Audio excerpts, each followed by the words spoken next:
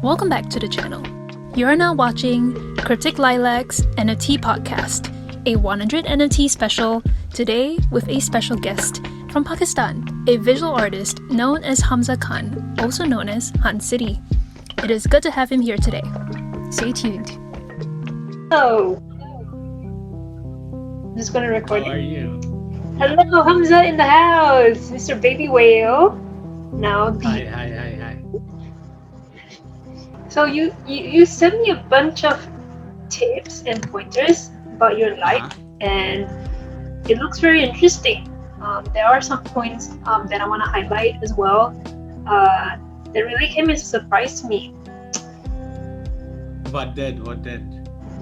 I'm looking point 5. I work less than 15 hours a month and live on $200 a month. We're gonna start with that. That's good. That's nice. Yeah. So the backstory is basically, there are different. You being someone belonging to the financial sector and having interest in economics.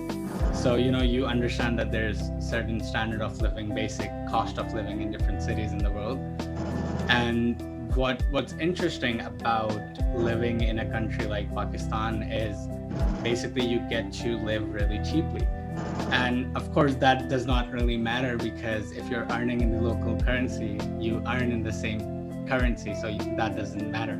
But if you somehow end up earning in a currency that is highly valued, like US dollars, you end up with a very good financial deficit. So for example, if I'm able to make something such as $200 US on a remote project, being paid in US dollars by a company that is in United States, so that is the amount of work that I have to do for that is significantly less if I do it same for someone locally. So sort of what I started doing was having clients that are based in the US and the UK, and then getting that money in US dollars and then converting. Of course, being situated here, I'm able to do live very cheaply. In fact, for the past 3 months, I accepted just one video project. I do freelance videography, so I accepted just one video project that takes me about 3 days, or you can say 15 to 20 hours, and I was able to pay my rent, eat food, hang out with friends, travel around the city. Yeah, all of these things. Seems incredible. It seems like a different world even. I mean, you hear about these stories, but you never actually connect the dots. I feel like you see it, you know about it, but it's coming from you. So let me get everyone watching some context. Hamza is my classmate in the Nas Academy. He is the class president. What's a big whale from Pakistan? That's incredible. I think that's like you beat Tim Ferri in the 4-hour workweek even. That book was an inspiration too. But it felt like reverse engineering. Like Tim Ferriss was saying, you find remote work in the US and move somewhere. I was like, I'm already somewhere, not in the US. So I just need to find work from the US. So I try to reverse engineer that book. It's very interesting. Do you find your clients from platforms other than Upwork and Fiverr? Share your secret. I do actually. I think that Upwork and Fiverr are amazing platforms where you initially start out. But what I focus on mostly is find clients that have recurring work. Because you need something that you can count on every single month. So I did find my clients from Fiverr and Upwork both, but then I sort of developed a relationship with 2 or 3 clients that needed work on a regular basis. So I focused on finding people that can give me regular work, so I don't have to go through that entire process of sending proposals and negotiating all of those things. So that is I think everyone should be looking at clients who you understand that the nature of their business requires them to get more and more videos done, and you try to just be nice to them, I guess. That's incredible. I wish you all the best and all the success for future clients as well. I don't think I would be searching a lot of clients, because now I'm at a position where, content creation, NFTs, everything. So yeah, if I end up in a position, then I could use your good luck. Well, let's talk about the 2 NFTs that you recently sold. 24 hours. Within 24 hours of creating your account. Let's talk about that. It's really interesting. Yeah. Share the story. Yeah. So first of all, I think let me just try to pump NFTs up. I think NFTs are enable people like me who have been creating arts for years, but never really found our way into the industry, because simply it's digital, it's not traditional, because we live in different countries where the art scene is not as vibrant. If I'm living in Paris and I'm a painter or something, that gives me a room and an environment and people, collectors who appreciate the things that I'm doing. But in Pakistan, where any country where art is not the biggest priority, because we tend to follow some steps and foundations in the society. First, we want to get rid of the injustice, poverty, and all of these things. So art is generally a privilege here, but so as an artist, I never really could have thought in my entire life that I could make money off of it, because being somewhere, I did it because I felt a few things, and it was sort of like a way for me to express my ideas, and that is everything that I thought. But NFTs, since they're able to give a unique token, a unique address to the designs or the art that you make, it makes my art at a global scale. It gives them a go ahead for people or collectors if they like it. So NFTs broke the barriers of my geography. It broke the barrier of authenticity, because it's authentic. So I feel that NFTs, the rise of NFTs would give rise to a lot of people like me who are not unlucky in their bases or wherever they're based in. And I feel that is such a beautiful time to live in this planet. So coming back to the art that I made. So I was on a Zoom call with a few of my friends, David and all of the classmates over there. And I just, briefly showed David my Instagram account. And he, I was showing him my art, and I was basically trying to understand what this NFT thing is. So he saw them and he's like, list them. And I was like, okay, I'm just gonna list them. I just listed them. And then I showed my other classmates, about the listing that I did in another day. One of them, Nasser, and in particular, was very captivated by a lot of things that I was doing, a lot of things that I was making, because so he belongs to Iran, which has very similar economic conditions to Pakistan. So there was one piece where I tried to capture the division of social classes in the city that I'm from, that is Karachi. So Karachi is basically like the New York of Pakistan. It's the economic hub. A lot, most economic activities, all of those things going on here. So the difference between the social classes is pretty eminent. You see a lot of homeless people. You see a lot of people living in poverty, not having food and everything. So that particular piece was basically me trying to show that we're living in a wonderland. Everyone who's rich is living in a wonderland, but people who do not have access or are not as privileged are not living in that particular space. They're in that space, but they're just alive in that castle, in that wonderland. So Nasser, got inspired because he could see Iran in that condition, and he just put a bid. And at that time, I hadn't listed my NFTs because I was thinking about all of those things in my process. So he just put a bid on one of them, and it's the first time that someone owns your art. I think that feeling that I got is unparalleled to anything that I felt before, because validation. Yeah, it's different than the things that you usually do. You make a video, people like it, it's still your video. You make a product, people like it, it's still your prototype. But someone likes your art and wants to put it in, in their own gallery, be it digital, that just gives you a feeling that I cannot explain. Someone owns your art. Yeah. So yeah, that was my first art, but it was not really something that I connected with people on Twitter or found collectors.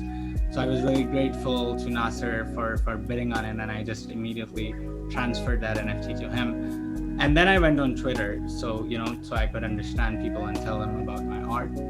And I tend to write stories with the art so that people may understand that what's going on. And I feel it's very important for me, because I'm very focused on creating stories from art. There a lot of people make abstract art, a lot of people do different sort of art, and I try to vent through art. So it's very important for me, for the person who's looking at the art, to understand why is this particular art over there. It's absurd, sometimes it's a little bit fictional, a lot of things don't make sense, and I try to use text as as an essential part of the art, rather than something that someone would just look by. So both the art and the text completes each other. So text tells I your was just on Twitter. I was on Twitter and I was just talking about my art, and I slept after talking about it in the morning. I saw my email in the morning, and I saw there was one more art that was sold, and I was surprised how did it so happen so quickly. And I tried to track down the collector of that particular art. There are websites where you try to track down Twitter account to wallets, and I found out that it was collected by a director, a Hollywood director, who collected a particular piece where I tried to encapsulate how. No, I don't. She tried to be anonymous, and but you don't want to share. That's fine. Yeah. So yeah, it's that other piece has another story, which is boring, but that is the essence of it entirely. 24 hours, 2 NFT arts. That's a wonderful score. That's really amazing. I think, someone just found you on Twitter, really connected with your story, and bought your NFT because they liked your story. It reminded them of some part of themselves, of their story. I think, that's what art is. It's, to connect people, bring them together. And I'm happy for you. It's an incredible story. And I feel this is testament for everyone who's interested in NFTs but are confused if it's a bubble or not. I feel that it's important to understand what, how would you call something a bubble? A bubble would be, of course, I'm not going to be explaining it in economic terms. You can correct me if I'm wrong, but it's something that's based around speculation, and you do not know the ultimate, existence of it in the real world, besides the, hype that it is. I feel, and I feel why I don't particularly feel that way, because I think the moment when someone collects your art, not for purposefully reselling it, is the moment where the transaction is complete, because you get the money and you get the feeling, and the other person gets to own something that they genuinely like. So I think in NFTs in particular, a lot of transactions, a lot of buying is done on non-investment purposes, just because they like and they want to support you. So that is testament of how NFTs are already a big part of artists. And I think the prices might go up and down, but saying the NFT entirely is a bubble, I feel I am a part of it, and I feel it's not that because the transaction is complete. I think after this course, I think I'm a convert. After being exposed to all you guys, I think maybe I should have given it a little bit more thought and just give it more of a chance. And there really is a lot of unexplored use cases for NFTs. It's not just art. There are things like ENS domains. That's really interesting. I just bought my first ENS domain as well. Very expensive. Congratulations. You can buy music, and there's this thing called collectibles that's really interesting. So, Hamza, you just wanna explain what collectibles is? Yeah. So and when you're collecting NFTs, you can buy any digital asset. It doesn't have to be like an art or anything that is digital. You can have it as an NFT, because NFT is basically a token that is attached to that digital asset that proves that it is authentic and that is the original. And of course it can be for physical objects as well, but that is going to be like overcomplicate things. So digital assets that has proof of that it can be traceable. So collectibles are basically a series of art that are very similar to each other, and they're meant for people to collect. Like you see a lot of collectible items in the real world, some series of fashion collection where people are launching stuff. You see it in the Pokemon world. There are a lot of Pokemon and you collect. There are collectible cards, there are collectible baseball cards and baseballs from places. So in the real world, the collectibles is a very famous and very expensive area where people like to spend a lot of money on, because they're collecting stuff, they're feeling better, they're feeling part of the community, they have all of these things where they show appreciation. So NFTs is everything that has been happening in the real world, but with digital assets, because now there's a way for people to go back to the original. So now you can collect stuff that is digital, but you can trace back the original and understand that this person is showing the original authentic copy. So, welcome to Inferred Revelations, Chapter 001. 8 items, 3 owners, 0.03 floor price, 0.05 volume traded. This collection consists of art pieces that I conceived during times of emotional distress. Some are stark realities of society, some beacons of hope, and some mere fantasies. Here are my inferred revelations. I like it. I really like the description. I can't believe I wrote it, but sums up very nicely. That's very interesting. So was this the one you sold? Was this the first one you sold? Yeah. I sold this one, and the one next to it, the Holy Grail. That's the one that I sold next. They're together. So this was the one, the rich versus the poor, and the rich is in their own wonderland. Yeah. So you can see in this image where these children who are representing poverty are in the black and white, because they don't have colors in their in their side of the city, and there's all these colors that are in the background. This piece encapsulates two parallel realities of a metropolitan city. It's a wonderland for the fortunate, full of color and exuberance, but for the less fortunate, it's stale and ruthless. Big cities are indeed wonderlands, but a large half of their inhabitants are barely alive.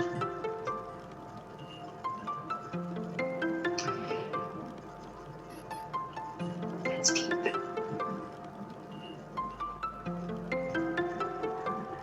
Yeah, that's the art. So this is owned by Nasser, one of our classmates. Yes. Yeah. Very interesting. Congratulations. It's a nice piece of artwork. Very colorful. Don't know how you did it. Photoshop. I mean, it's not something I could do. So I'm impressed. I was looking at it. I was wondering, how did he make these lines? And there's a stingray here. Does this mean anything? It does. Yeah. So stingray is something that you. I was watching when I was a child. It's deeply personal, but when I was a child, I used to look at National Geographic a lot, and stingray was an animal that fascinated me a lot, because I saw pictures of stingray on Google, but I never really saw videos of it. So it was something that was really rare for me, something that is unique, something that shows magnificence. So when I saw it, I was like, this is something that I consider being luxurious, and that's why it's here. And I like to balance out things that are personal to me, but I like people to watch it and give their own meanings, a little balance. It's very interesting to say that a stingray or manta ray is luxurious. Never seen that before. Never heard of that before. Interesting. Now let's look at the one that sold to a Hollywood director. This is called the Holy Grail. The central character of this piece is the world's most famous circus worker, whose afternoon strolls are tabloid news and failure of their relationships a public discourse. Their fame has deprived them of anything private. The outer visible part of a famous life is precious and favored, just like a diamond, but a less visible reflection is screaming for help. Wow, that is deep. I've never noticed this reflection before. Yeah, I put it that way. It's subtle. You get to notice this in like 2 or 3 takes. I've noticed this. Yeah, I've shown this to a lot of people, and they almost every single time they notice this on their 3rd or 4th view. This is my 3rd or 4th view. I've seen this a few times, and I've never noticed this. Only just after reading this, then I saw this. But it's really interesting. It's kind of like the ballerina. It's kind of trapped in her glass, like a glass house. You know? Yeah. Everybody can see who you are, but you're trapped by that fame. Absolutely. That is what I was going for. It would make sense now that a Hollywood director bought this piece. Yeah. I thought, I felt that she might have resonated with this in some case or another. It's very interesting. Power to you, and congratulations on the sale. Thank you, Lisa. What else she bought? Let's have a look. Yeah, some other art pieces. It's random. It's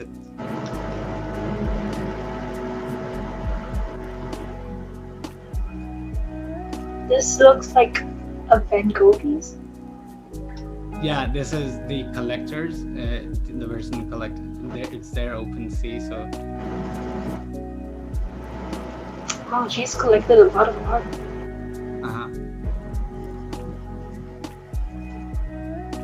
She's made a lot of art as well.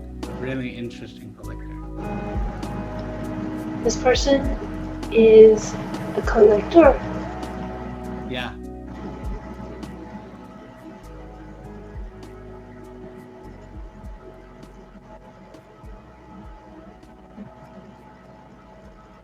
Oh, she's bought a lot of artwork.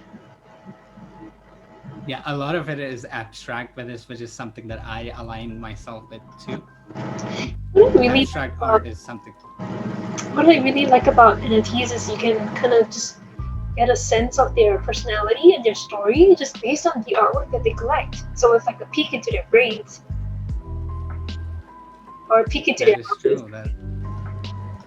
Imagine all these artworks, on the wall. She has a lot of. Oh, there it is. Yeah, there it is. Nice. Now that I see it, it looks like part of a bigger collection, which is pretty cool. Nice. All right. Okay. So let's go back to your collection. There are a few pieces. They're all very well done, very abstract, and this was the one I kind of asked you to reserve for me, the Dispersion. So this looks like a Pink Floyd, the classic Pink Floyd, white to rainbow, and a bunch of people. So let's look at it.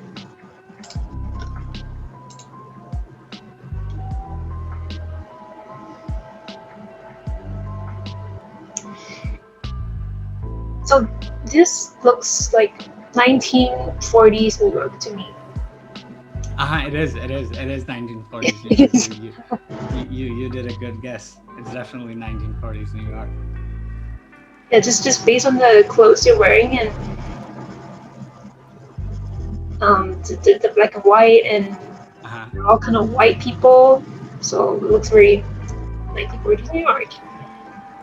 And the buildings, I can't place buildings. What are these? Yeah, do you want me to like explain what this piece is? Yeah. Yeah, so this piece is a lot of things, a lot of things.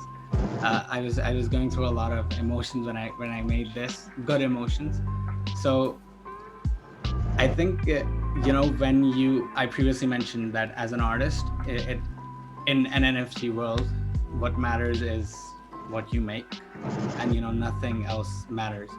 And blockchain and cryptocurrency is also similar to that. If you it does not discriminate, because it's decentralized. So if you think of like economic conditions of the world since before, you see a lot of single privileged people who are controlling all the wealth of the world, and they know how to like regulate it. It's totally up to them to regulate it however you like. They print as much money as they want to and all those things. So the 1940s New York is basically I was trying to go for the peak capitalistic aura. So 1940s New York is peak capitalistic aura. So I went for that. And white people, yes, I never like, they wanted to go for the skin, but 1940s New York, white people. But it mostly represents a bunch of people who have been controlling wealth unfairly and have been doing it for decades. So Bitcoin in the sky, coming in, and people just like leaving, they're just walking away from the Bitcoin, and everything else is colorless, because it goes back to black and white. Either you are super duper rich or you're struggling to make means end. And Bitcoin is bringing colors by dividing the wealth amongst people in a more decentralized, fair manner.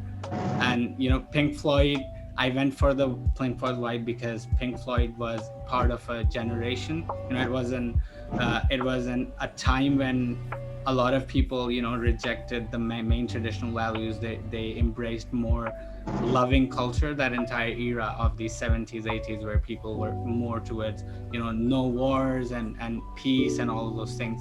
So it kind of blends in that Bitcoin itself is making the world a more peace-loving, decentralized world, where everything is going towards more justice and equally measured. And it doesn't matter whether you're a kid in Pakistan sitting and making art.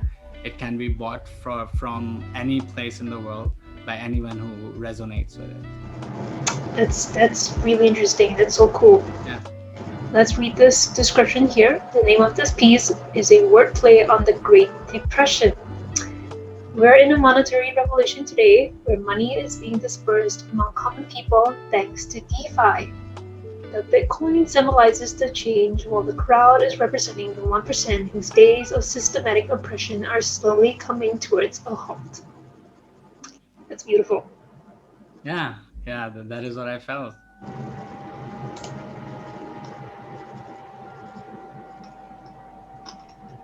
So I'm just gonna go ahead and purchase this piece right now. I think I resonate with this piece the most. Also, I can ask you to reserve it for me. Yeah, you.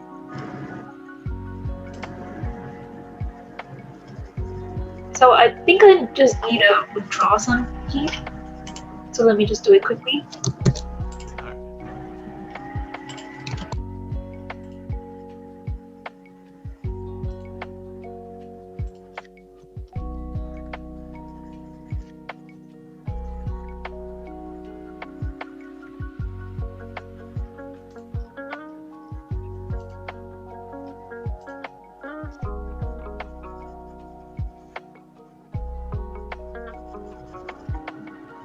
So it's processing.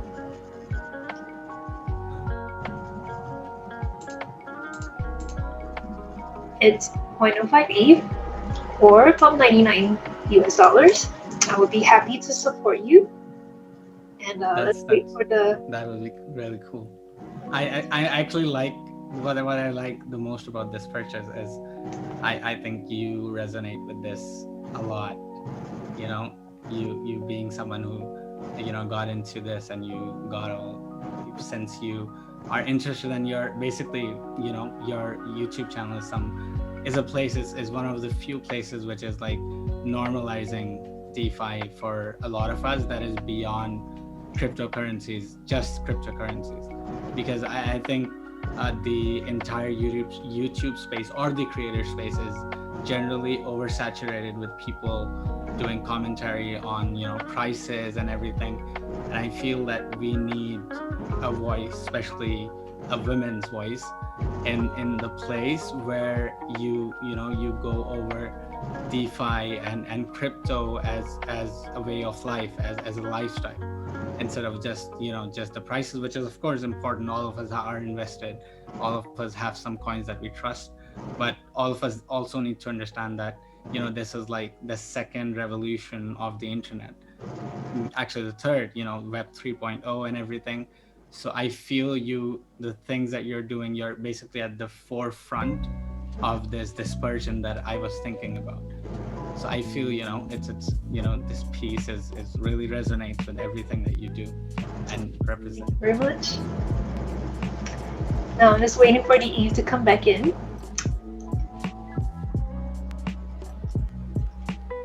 Should be in a second. Here we go. Oh,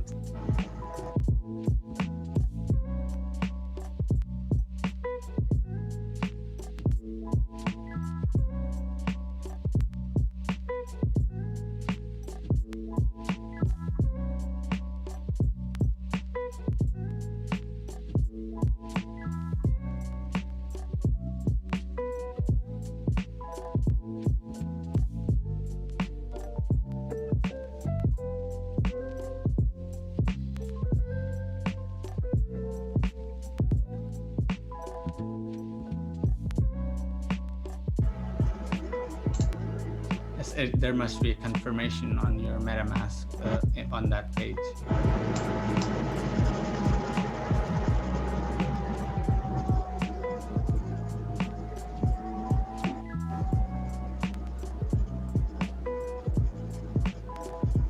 Yay! Let's in your collection. Let's see your profile.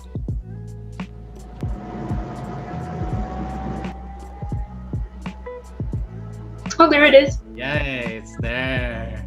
Yay! Looks pretty cool. That's pretty cool. Your name and this. It's meant to be. It's meant to be. For sure. It's next to Brandon the Banana. That is a privilege. That is a privilege for me and the art itself. The next collection I'm going for is the Leo. It is notoriously difficult to get a Leo. Let's try our best. I've given up after trying 3 days. I'm giving myself some space, but Leos are definitely something to get your hands on. And I really like what you have put in your collection. Can you tell us a bit about what these are? Sure. So let me just start with the newest one. I take bikini. I bought this just like a Sims character with tattoos and a black hat and a pink bikini, which I like. I just was doing a test on the Polygon network. So OpenSea just announced a 11 million Series B funding that's going to add more jobs and work for people in the OpenSea. And that also includes adding the Polygon blockchain on OpenSea. So what that just means is you can now pay for your NFTs with Ether, but instead of the Ethereum network, you're using the Polygon network. So earlier you saw the gas fees had to pay were, I think it was a one-time fee, right? So it was $9. One time for the for the person who's minting it, but every time a collector buys it, they have to pay some gas fees, some amount of gas fees. Yes. So from the buyer side, so today I was a buyer, the gas fee was $9. So it's not a huge amount, but it's a significant amount. It can add up if you're buying a lot of art, especially if you're like a collector, like this person here. And what Polygon does is there are no gas fees. So it just saves up in the long term. So a lot of people use other platforms like Mintable because it's cheaper. You don't have to pay a gas fee. You only pay it when you sell. etc., etc. So this is a huge move for OpenSea, and I was just testing this out last night. Nice. I really like it. I like your taste in art. This was an experiment I did with a bunch of scientist friends. So they used a software to map out volcanoes and satellite images and the movement of the plates of the Earth. And they kind of use that same software to create a 3D model of me. And it just moves like this. It rotates. Oh. Yeah, so this was just an experiment. It's a pretty cool experiment. So they took photographs of you like from every angle? Yeah, so they kind of do a 360 photo shoot. So they take instead of one picture like frontal, they take every single angle and they stitch the pictures together in a software called AgriSoft, and they make you into a 3D model. This is so cool. Like, I'm watching it for like 30 seconds now, and I feel like I can watch it for 30 hours. Something really, satisfying about volcanoes and mountains and you on a chair. Good combination. Yeah, so that was just an experiment. This spinning GIF YouTube animations. This was the first kind of NFT drop that I did on my YouTube channel. And it was called Lo-Fi Chill Out Beats for you to chill, study, and work and play with. To study with. And I think at the time it was March, and it was when kind of NFTs just kind of started popping up.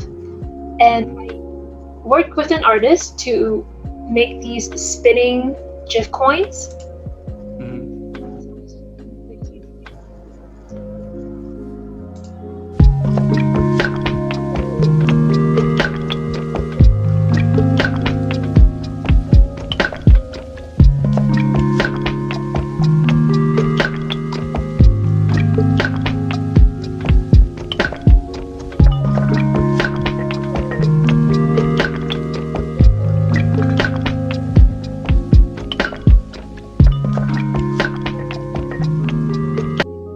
So that was the part of the lo-fi beat collection. I hope you could hear it this time. Yeah, so this is my cartoon character on my YouTube channel. This is pretty sweet. This is pretty cool. So you worked with I really like your process that you work with artists and doing everything, all of these things, because most of us are pretty much confined to what we want to do, and I think collaboration with people that have a different skill set ends up in a very unique experience, and it's pretty cool, all of these signs, and I think it's also a good collection in terms of someone want to pay their homage to a specific coin or a specific series of coins. So it's pretty cool. Yeah, so I kind of arranged them according to this is Bitcoin, Ethereum, Tether, Litecoin. These are the top the originals. These are like DeFi, interoperable blockchain. You have Cardano, you have Chainlink, Polkadot, and XRP. Yeah, XRP is not really a DeFi coin, but I guess I should have put Solana there. Then you have USDC, XRM, and Rapid Bitcoin. Here you have Aave, Kusama, which is the cousin of Polkadot, Dogecoin, the meme coin, and Uniswap, the Uniswap DeFi token. Yeah, so they come in a set. And this is yours. This is Brendan the Banana. And you invested in that Ethereum name service. Can you tell us a bit about what that is? So this is a little bit interesting. So Ethereum name service is it's like the domains when the internet first came out, there were like domains on sale. So like computer.com, for example, could sell for $12 million. All right. All right. You know, like just early name domains, tech.com, for example. And these domain names you can connect to your Ethereum wallet. You don't have to send out your full wallet address. It's a shorter form of domain names. And I saw this backoffice.eth, and I just really wanted to own it because it reminded me of a project that I was working with. This was last year. I was working with a smart contract platform. And one of the newest words I learned in that project was back office. So like, what the hell is a back office? So they kept saying like, check your back office, check your back office. So in smart contract platforms, you kind of code the program on a smart contract, and it could be Ethereum, it could be Tron. Tron was a very popular substitute for Ethereum because of the gas fees for Ethereum. And there were a lot of new projects coming out, and back office was a term, like an industry term that was being used. And I was surprised someone actually registered backoffice.eth. So there is an account on OpenSea. It's called Ethereum Name Service. I actually didn't buy it from them. I bought it from someone else, so it was a secondary sale. So if I actually look at the ledger, this domain was registered in 2017. It's way back. And the seller Stein, he kind of told me the domain expired and no one renewed it, and then he recreated it about a month ago or something, and then he put it up for sale, and then I bought it. So it brings me back to the time when I was working with the smart contract platforms. So I really just wanted to own it, and it is my first ENS domain. Maybe someday someone will want to flip it or buy it and buy it for a higher price, but as of today I have no intention of selling it. Just kind of want to keep it for myself. That's sweet. That's sweet. So this would be, you're saying that every domain, because I'm a little bit unfamiliar and I'd like to know if the domain has .eth at the end of it, does that mean that these websites are like compatible with Web 3.0 or something like that? So I am still learning. You're right. It is compatible with Web 3.0. You can connect it to your Ethereum wallet address, and this is the website you want to go for if you wanted to look for more ENS domains. So OpenSea is kind of like the secondary marketplace for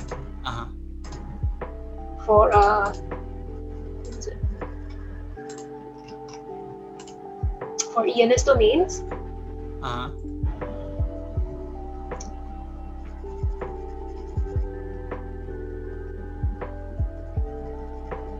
So ENS domains are secure domain names for the decentralized world. They provide a way for users to map human-readable names to blockchain and non-blockchain resources like Ethereum addresses, IPFS hashes, or website URLs. ENS domains can be bought and sold on secondary markets. They have 198.4 thousand items, 61,000 owners, less than 0.01 Ethereum floor price, and 7.9 thousand Ethereum volume traded in total. So it's very interesting. Just if you look at the filters and you look at some of the newer ones,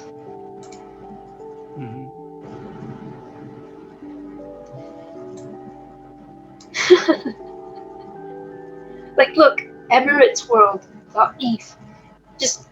Just think for a second, like one day if Emirates, the airline, wants to work with blockchain or crypto and they want to register Emirates World.eth, it's gonna be selling for 199 Ethereum. That's pretty insane, and a very good flippable asset. I was never thinking of domains as flippable, just art. But now that you've shown me this, I think I want to reconsider and try to maybe invest in a few of those. Because like you said, website domain names, when someone registered initially, because this is of course the Web 3.0. So, most websites would be, we can, imagine, and we can be sure that a lot of companies would be moving to these to Web 3.0. Yeah, okay, so this is how you do it. You go to OpenSea, you under collections, you look for ENS domains, and then on the filter you click on highest last sale. And then this is where it's at. You can find the highest priced ENS domain. So Amazon is kind of like the most expensive one for sale right now. It's ETH, Amazon.eth, wallet.eth, Google.eth. Amazon may have bought it, like, maybe Amazon didn't. Maybe. But like Amazon might come here and they'd be like, oh, I'd have to pay so much money for this.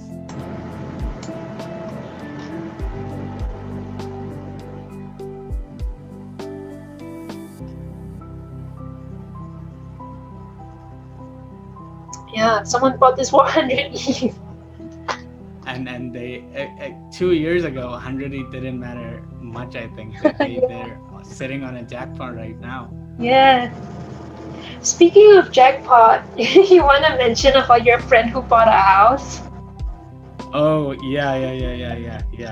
So funny story. This is the story that I wanted to use in my application for the crypto CMC master course, crypto master course, but I felt that this was going to be a little longer and not like it wouldn't do the words justice.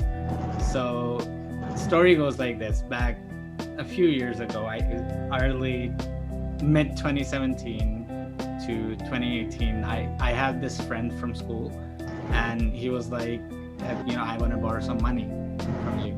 And I was like, yeah, you can. What's going on? What happened? And he was like, I want to make an account and I want to start investing in cryptocurrency, especially Bitcoin and all of these things. And at that time, I was like, I am not sure what's going on with this Bitcoin thing. And what I did was I Googled it, because, I never really dismissed things like that. And I Googled it, and on the first page, Warren Buffett showed up. Yeah. And there was this Warren Buffett, and there was this quote, and he was like, do not invest in things you don't understand. And also, Bitcoin has no intrinsic value or something like that, right? I was reading that and I was eating his words. In the beginning, he was a detractor, and afterwards, he just kind of changed his tune a little bit. Yeah. So I was like, am I smarter than Warren Buffett? No, right? I was like, that I don't think I wanna, do this. But he was like, yeah, sure, you shouldn't do it or whatever. Like, can you lend me money? And I was like, sure, let's give it to you. I gave him the money, and 3 months later, he was like, I can return you the money now, but do you want gold in return of your money? I was like, sure, give me gold. And, he gave me a gold piece worth the money that I gave him. And, we never talked again. And then in 2019, mid 2019, he was like, he commented on one of my Facebook posts where I was like, doing new job or something. And he was like, congratulations and thank you so much for this and that. And I was like, for what? I forgot everything. And he was like, bro, I'm trading in crypto and I'm doing long term, and I made XX amount of profits. And I was like, good for you. I didn't really know what profits meant at the amount of profits. It wasn't too much in 2019. It was maybe 2x, 3x, 4x. But, he was like, I'm making a lot of profits. I'm making a lot of progress, and I'm doing this full time. And I was like, that's weird, doing trading in crypto full time. But, I ignored it. In the pandemic, I was walking on a road, and, at that time, everything was closed down. I was just walking for peace of mind, and I ran into him on the road. And I might have met him like 4 years, in person, because when he contacted me, it was on phone, and he told me, that he's doing pretty well, and he's thinking that he's gonna. So he did not like did everything. He took money out, he booked profits, and he started investing in stocks, and he started investing in everything. But that was the initial investment from crypto. And he was like, I'm doing really well, and I'm trying to get into real estate, and I'm not there yet, but that is my plan. And I was like, okay. And he was like, I literally just had the money that you gave me, and I made everything with that. And I talked to him like 3 months ago before, 3 months ago, 2 months before the application, and he had bought his first property with that money. And I can think about the entire in May, March, April, May, the crypto scene, blew up, and he booked some profit, and he was able to buy a property out of that money. And I was like biting my teeth at that point. I was like, oh shit. So jealous. So yeah, a lot of people did that. But you're gonna make your next billion with NFTs. I think I should because I blew it once. And Warren Buffett, I'm gonna have a talk with him if I meet him in the future. I'm like, dude, why did you do it? Why did you appear on my Google search?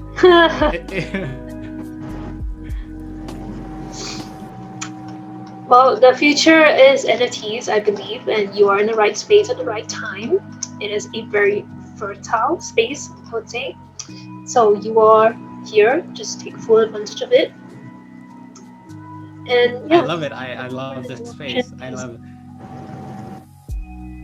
What I really like about the NFT space is also that we're able to do so much. You bought a domain based on your personal sentiments and its flipping capability, and you're doing all of these things. When you're investing in crypto, that's pretty cool because you trust the company, but you sort of like trust the company to like take your money to a better place. In NFTs, you can trust yourself too. You can trust your judgment, you can trust your art making skills, you can trust your community, and it brings a very holistic picture to crypto. And money and investment is pretty cool, but I really like being engaged in the community every single day and being a part of it. I think NFT gave that particular interest to me that maybe just investing on Binance or Coinbase wouldn't have. Yeah, I think I always say there are 3 types of people in crypto. First, you have the hunters. So these are the traders. They look for indicators. They go on the field. They hunt. They look for when to take profit and when to, cut your shorts or whatever. So those are the hunters. Then you have the farmers. So the farmers are the youth farmers and the miners who work for stake.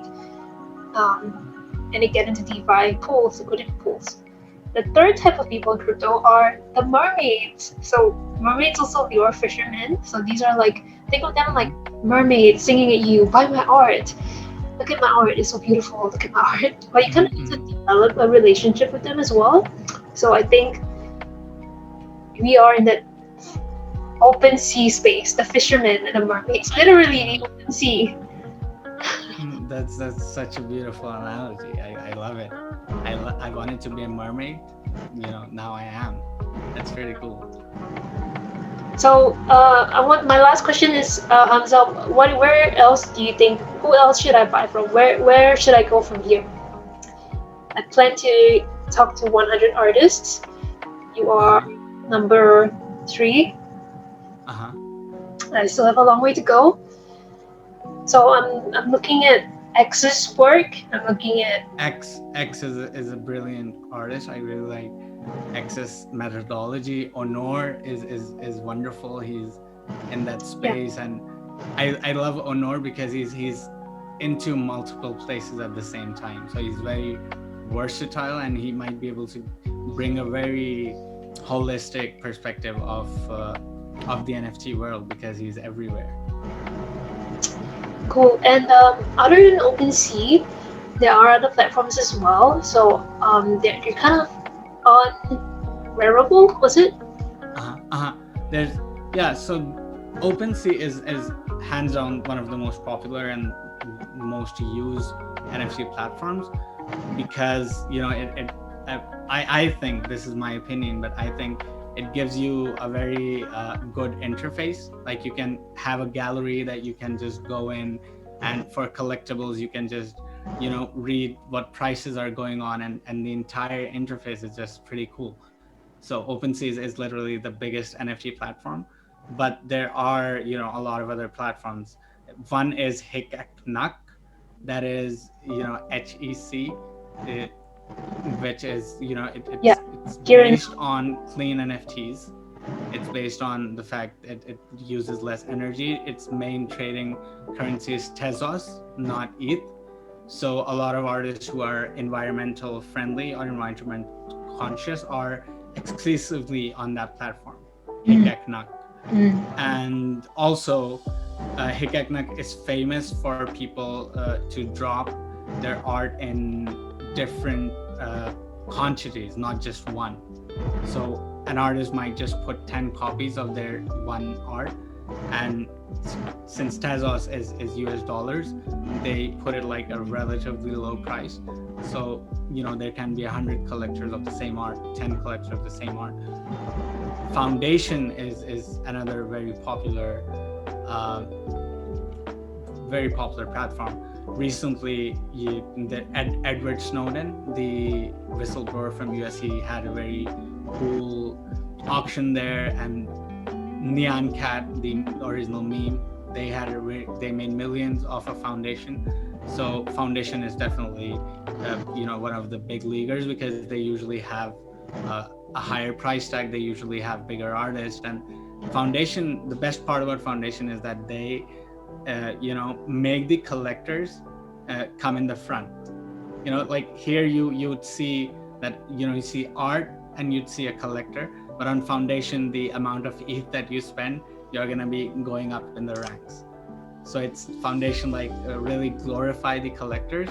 If you open Foundation now, you can see, you know, the top collectors and how much money they spent on the particular website, which gives a lot of ground to collectors because they get to be appreciated. Yeah, if you go on the homepage. So this is one artist that I kind of knew in the NFT space. So her name is Suki Sakura. She's not exactly an NFT artist, but she's a burlesque dancer in Singapore. She is the first like Singaporean burlesque dancer. So it is a conservative community here in Singapore. And a burlesque dancer is something out of the ordinary. So she kind of carried the first burlesque burlesque dancer coming from Singapore. So she minted this NFT artwork of her. It's like a video GIF, I think. Yeah. So it's sold for 0.5 ETH, and she minted this in March when NFTs were kind of booming at the time. And it's owned by someone. I don't know who this is. So she's known for fighting to legitimize burlesque in Singapore after 4 years of campaigning. That is pretty cool. Yeah, so she was my first encounter on Foundation. Other than that, I don't really have a lot of connections. So Foundation is really it's a very big place, and recently I got invited on Foundation. So you need, as an artist, you need to get an invite in order to start minting on Foundation. So I got that, and it's really a unique experience. So I'm gonna start minting on Foundation soon.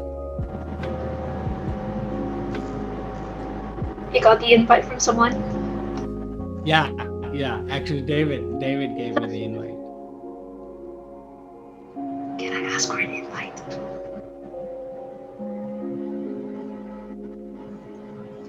Did you hear what I said? What's up? Did you hear what I said? Hello?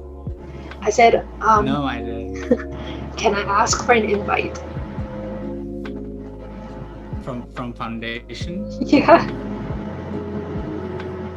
Yes, I haven't went to that particular area how you see Foundation. I might have an invite. I think so.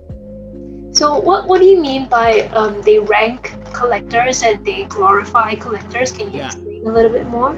yeah. So can you scroll on the absolute top? This is the top. Yeah, if you did like drag your mouse to explore, don't click on it, Oh, but like drag it onto explore, and you scroll down. There's a filter. Yeah, you see trending creators and trending collectors. So they like try to build a community of artists and collectors alike, and that gives the collectors to not only showcase who they are, their entire galleries, and that like makes the collector more willing to be a part of this community, because they get glorified for collecting. They really like supporting people, and they go up. People spend money and all of those things. And you can also use that filter above to see the biggest selling artist person, whoever has paid the most money. you kind of got cut off in the last few seconds. Yeah, I said you can click on the all time, and you can see the biggest selling artist of all time and biggest selling collectors, biggest buying collectors of all time. So it's pretty cool. Oh wow! Edward Snowden is the biggest creator. What? So he made just one NFT which sold Why? for this much. He just minted one NFT, I think. Yeah. 2,000 ETH. Wow.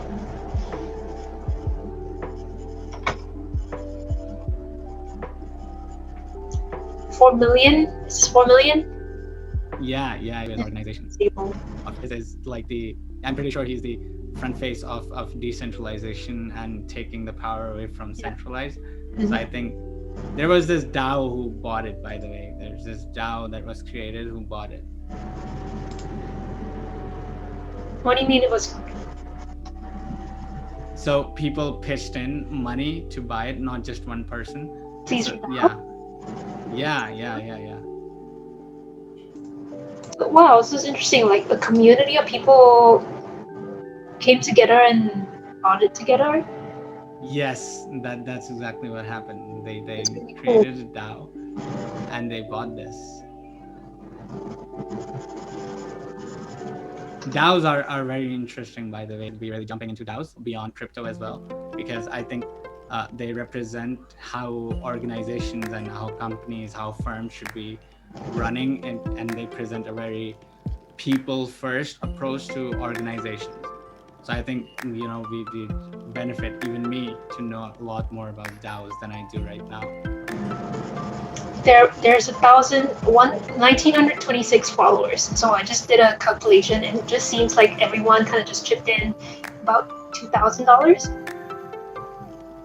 They must have, and also it's some people in the DAO would be chipping in a little bit more. Some people, there would be a downward limit, but it's like you're part of the community who want to make a statement, and you're doing it by chipping in money so that one person do not get a little more unequal. So that's DAOs as a whole, I think that's a pretty interesting concept. So how do I go around like creating my own DAO? Because we want to create our own DAO. So creating DAOs by itself is DAOs are basically the initial concept of DAOs is basically you can program a particular Web 3.0 application, and you can program it to make certain decisions, like invest money in something, like take money from somewhere if this happens. It's programming if or this happens. So that it basically is pre-programmed.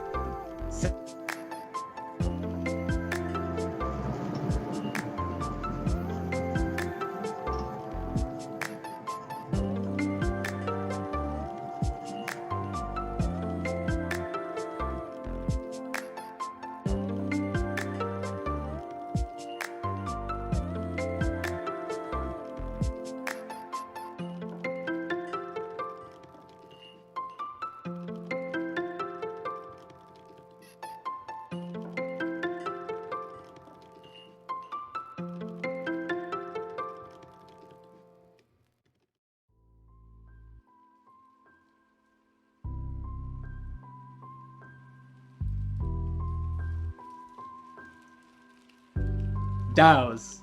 We're talking about DAOs.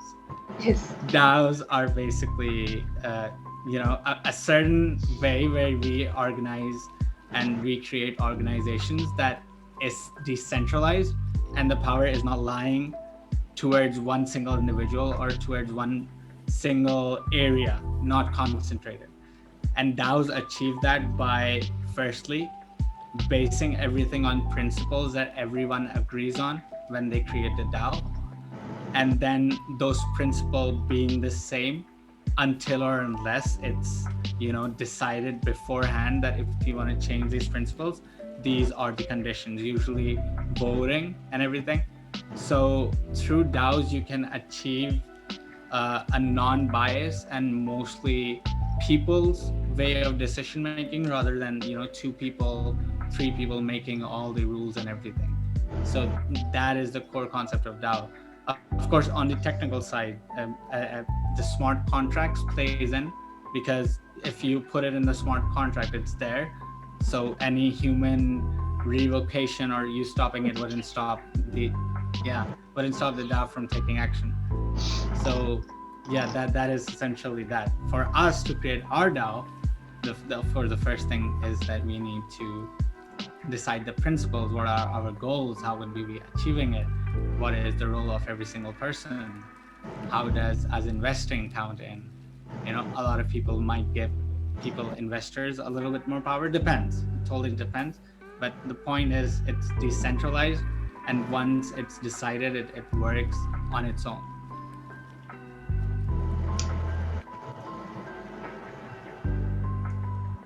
Is this you? This must be a city in India, I'm guessing. I completely agree with you. I think DAOs are just really interesting concepts, and power to the people, and the fact that you have a smart contract and no one can change it once it's being set, once it's being coded. They're even saying politicians can be held accountable for what they said before in the past using smart contracts. So, it's just power to the people. I love it. Absolutely, and it has real life implications as well, because in real life we see discrimination based on people's. I believe, and every human being should believe, that everything that you do, everything that you get should be based on your work alone and your contribution alone. And what DAOs are also fighting is discrimination against how you look or what gender do you have, because every single person have a similar goal towards it, and everyone has equal responsibility and the duty to perform it. So no discrimination. That's something that DAOs are able to emulate for the first time. I hope we can create our own DAO pretty soon once we get enough momentum going. We are in the process of making our own DAO. And absolutely, I'm really stoked about.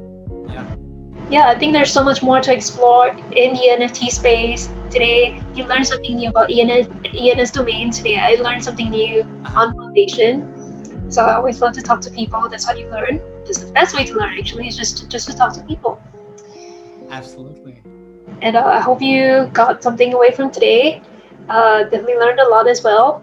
I think the next artist I'm going to interview has to be X. I think I'm going to ask him next. XX. I think XX has a really...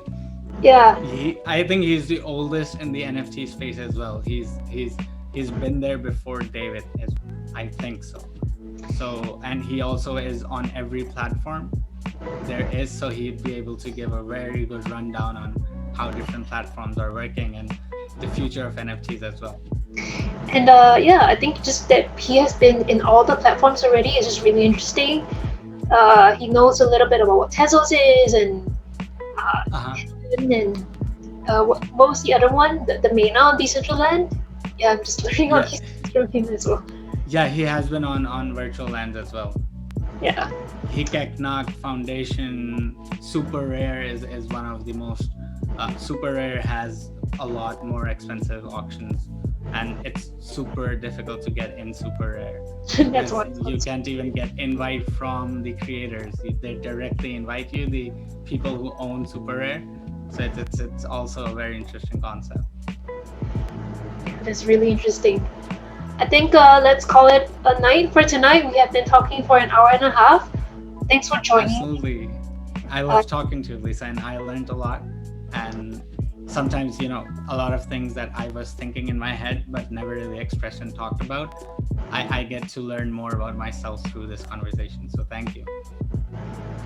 All right, and now I'm gonna bring this to a close. Thanks for joining me, Hamza. Enjoy the rest of your day. Thank you. And see you in class pretty soon. See you soon. See ya. Bye. Bye.